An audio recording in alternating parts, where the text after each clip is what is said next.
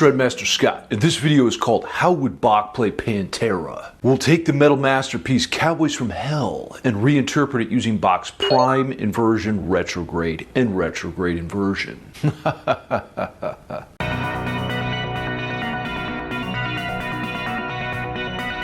Counterpoint is the interaction between two or more musical voices.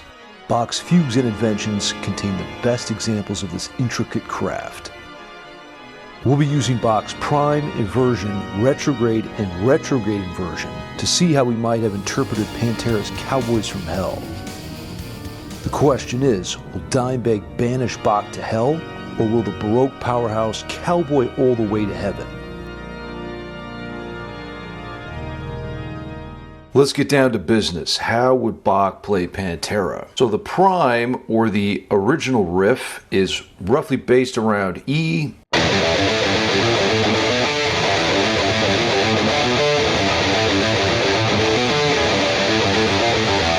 there's a flat fifth degree here, or the B flat, which is a nod to the blues scale. I'm using alternate picking, and I'm fingering it a little bit differently than Dime did it. Dime did it more in the first position using more open strings. But this is the way I like to do it, and one of the cool things about the guitar is you have different options. Bach, Bach, Bach.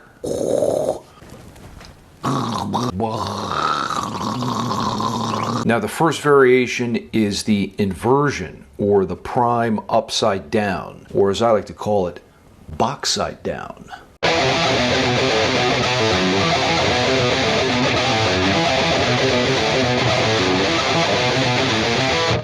So I've taken the prime up an octave here so I don't run out of space on a 6-string guitar, and I've reversed the direction of the intervals. So in the prime you're going from E to G, right, which is up a third. So here in the inversion I'm going from E to C, or down a third, and I'm keeping the intervals roughly diatonic to the key. This is that contrary motion effect that babes can't resist.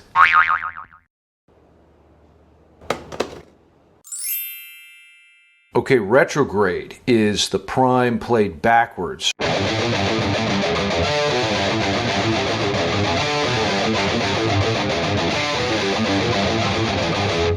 So if you go to the end of the retrograde here, you can see that it's just the original riff. And by reversing the original audio, you can in fact hear this. Super cool effect, but it's really hard to do unless you write it out so you can see it in front of you.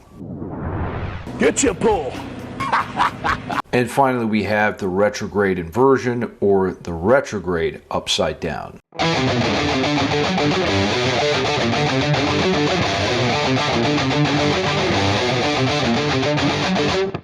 So all we're doing here is taking the retrograde and reversing the direction of the intervals. And again, I took it up an octave so I don't run out of space. You can see this first interval here is from E to G, which is that third again, and I'm going from E to C down here in the retrograde inversion. And again, I'm using, I'm not doing it like this is a minor third, right, from E to G, but here it's a major third from E to C. And the reason I'm doing that is so that I stay within the key. Otherwise, we're doing some Arnold Schoenberg shit.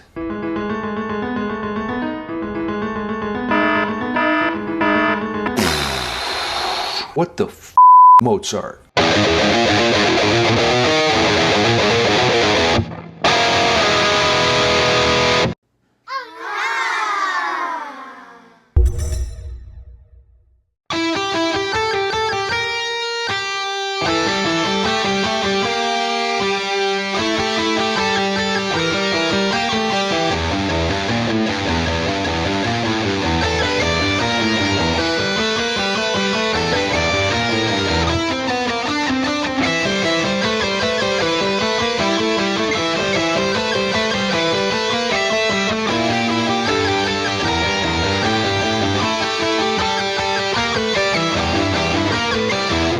Now check it out, real talk for a minute. A lot of people ask me why I don't just play all the parts at the same time. Here's why.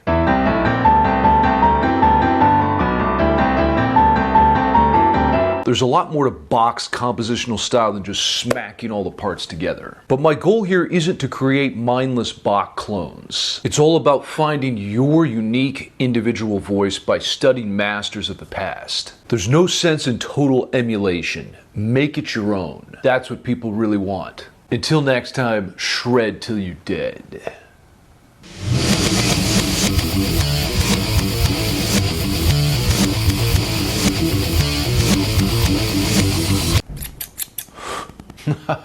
Gotcha.